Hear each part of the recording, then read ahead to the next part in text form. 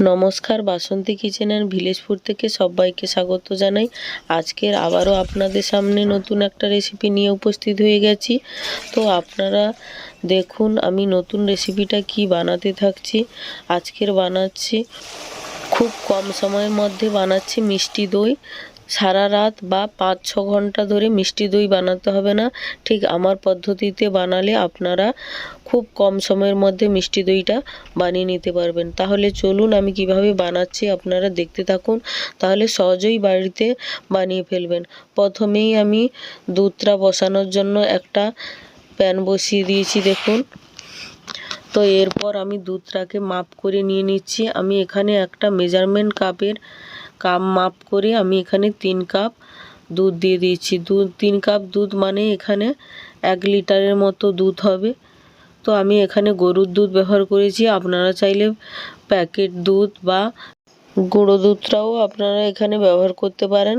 তো আমি এখানে গরুর দুধই এখানে ব্যবহার করেছি, আপনারা দেখতে থাকুন।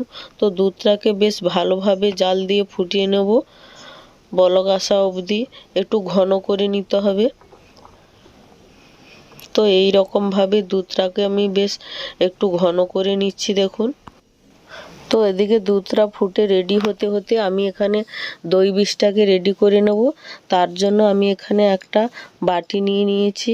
তো বাটির মধ্যে আমি এখানে নিচ্ছি টক দই।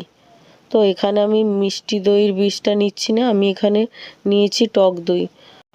3 কাপ দুধের জন্য আমি এখানে 3 টেবিল চামচের মতো টক দই ব্যবহার করছি। তো টক দইটাকে আমি ভালোভাবে এইরকমভাবে ফেটিয়ে নেব। যত মসৃণ করবে ততই ভালো হবে, আর দইয়ের যে একটা দোলা দোলা ভাব থাকে সেটা আর থাকবে না। তো দেখুন এদিকে দুধটা গরম হয়ে গেছে। দুধের আঁচটাকে বন্ধ করে আমি সাইডে রেখে দেব, তারপর বাকি কিছু কাজ করে নেব। এরপর গ্যাসের মধ্যে একটা কড়া বসিয়ে দিলাম, আর কড়াটা গরম হওয়া অবধি আমি অপেক্ষা করছি। তো এর মধ্যে আমি অল্প পরিমাণে একটু জল দিয়ে দিচ্ছি কড়াটা গরম হয়ে যেতে। তো জল দিয়ে এরপর দিয়ে দিচ্ছি গুড়ের বাতাসা। তো এখানে গুড়ের বাতাসাটা দেওয়ার কারণ হচ্ছে চিনি দিয়ে ক্যারামেল করতে গেলে অনেকের পুড়ে যায় আর একটা তেতো ভাব লাগে। তো ক্যারামেল আর করতে হবে না, আপনারা গুড়ের বাতাসা ব্যবহার করবেন, দেখবেন ক্যারামেলের মতো কালার হয়ে আসবে। তো এই রকমভাবে গুড়ের বাতাসাটাকে আমি নাড়তে নাড়তে মিলিয়ে নেব, আপনারা দেখতে থাকুন। তো দেখুন গুড়ের বাতাসাটা মিলে কত সুন্দর ক্যারামেলের কাজ হয়ে গেছে। তো এরপর আমি এর মধ্যে সেই গরম করে রাখা দুধটাকে ঢেলে দিচ্ছি। তো প্রথমে শক্ত হয়ে যাবে, নাড়তে নাড়তে এর সঙ্গে মিশে যাবে, এতে আপনারা ভয় পাবেন না। তো এই রকমভাবে নাড়তে নাড়তে দুধের কালারটা কত সুন্দর হয়ে আসবে দেখুন। দেখুন কত সুন্দর হয়ে গেছে। এই অবস্থাতে আমি 3টে এলাচকে ফাটিয়ে মুখটা ফাটিয়ে দিয়ে দিলাম ফ্লেভার একটা আসার জন্য।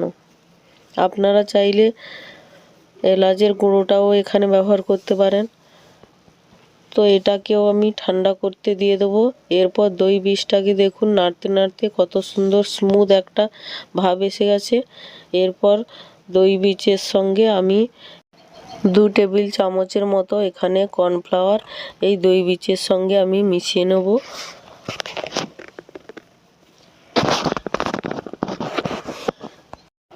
দেখুন এইরকম চামচের সাহায্যে সুন্দরভাবে মিশিয়ে নিচ্ছি, আবারও একটা স্মুথ ভাব এসে যাবে। তো এই মেশানো অবধি আপনারা অপেক্ষা করতে থাকুন।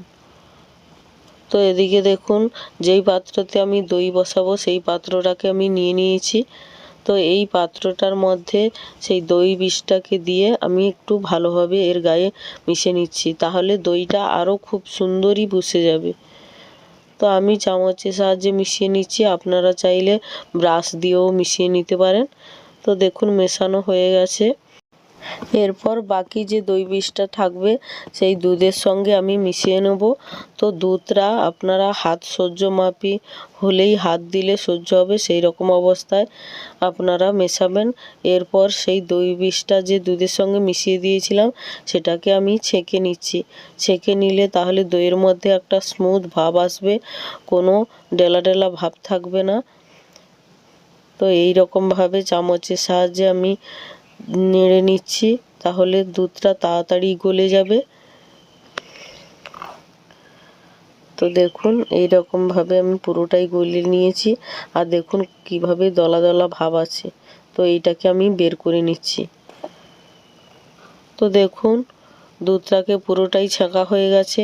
আর এদিকে আমি গ্যাসে একটা কড়া বসিয়ে স্ট্যান্ড বসিয়ে দিয়ে জলটা গরম হতে দিয়েছিলাম। দেখুন এই রকমভাবে জলটা গরম হতে দিয়ে দিয়েছিলাম আগে থেকে। এরপর রেডি করে রাখা সেই দুধটাকে আমি বসিয়ে দিচ্ছি স্ট্যান্ডের ওপরে। তো বসানো হয়ে গেছে।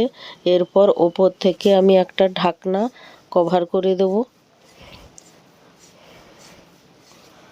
তো ঢাকনাটা কভার করা হয়ে গেছে। 15 মিনিটের মতো আমি এইরকমভাবে ফুটতে দেব।